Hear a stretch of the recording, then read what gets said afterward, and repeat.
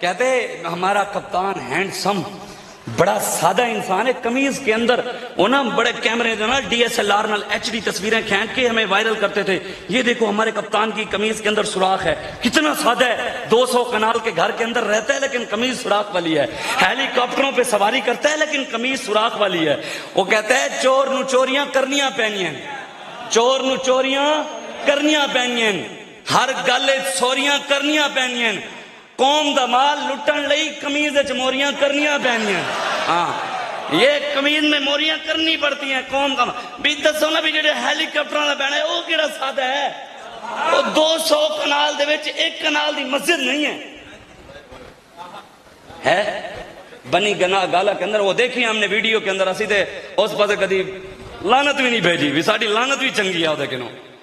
کہنے نہیں یہ نون لیگ کی بی ٹیم ہے، میں کہ بعض ہوں اسی نہیں کرتے، اسی تے گل ضرور کہیے کہ جن کے ہاتھ ممتاز قادری کے خون سے رنگے ہوئے ہوں، جن کے ہاتھ ختم نبوت کی غداری میں لگے ہوئے ہوں، ہم ان غداروں کے اوپر کبھی لعنت بھی نہیں بھیجتے۔ ہماری لعنت ان میں کھڑا ہوگا کہ نہیں ہوگا؟ ہوگا۔ خادم حسین رضوی ہوں گے، ممتاز قادری کو پھانسی دینے والا کس لائن میں ہوگا؟ شیطان کی لائن میں یا حضور کی لائن میں؟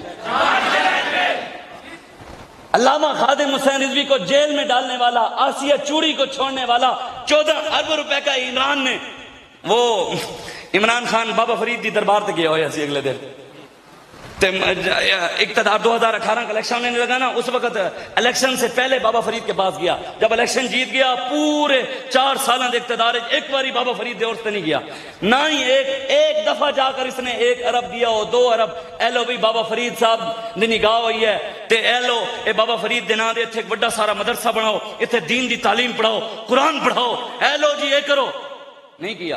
اقتدار تھا تے 14 ارب لا کے کرتارپور او گرو نانک دا گردوارہ بنایا۔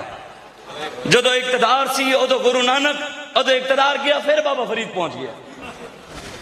اے اسلامی ٹچ دے رہے نا، آپ اس بات کو سمجھے۔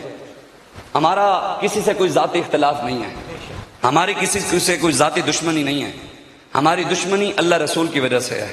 ہماری محبت، ہمارا پیار، حضرت عمر فاروق رضی اللہ تعالیٰ عنہ نے حجر اسود کو چوما۔ کس کو؟ حجر اسود کو چوما، چوم کر کہا حجر اسود یہ نہ سوچنا کہ عمر تجھے اس لیے چوم رہا ہے کہ تو جنت کا پتھر ہے۔ فرمایا حجر اسود یہ بھی نہ سمجھنا کہ عمر تجھے اس لیے چوم رہا ہے کہ ساری دنیا تجھے چومتی ہے۔ فرمایا حجر اسود یہ بھی نہ سمجھنا کہ عمر تجھے اس لیے چوم رہا ہے کہ تو جنت سے آیا ہے۔ فرمایا نہ تجھے جنت کی وجہ سے چوم رہا ہوں، نہ دنیا تجھے چومتی ہے اس وجہ سے چوم رہا ہوں، نہ تجھے اس لیے چوم رہا ہوں کہ تو کعبے کے ساتھ لگا ہوا ہے۔ فرمایا عمر تجھے اس لیے چوم رہا ہے کہ میرے آقا نے ایک بار تجھے چوما تھا۔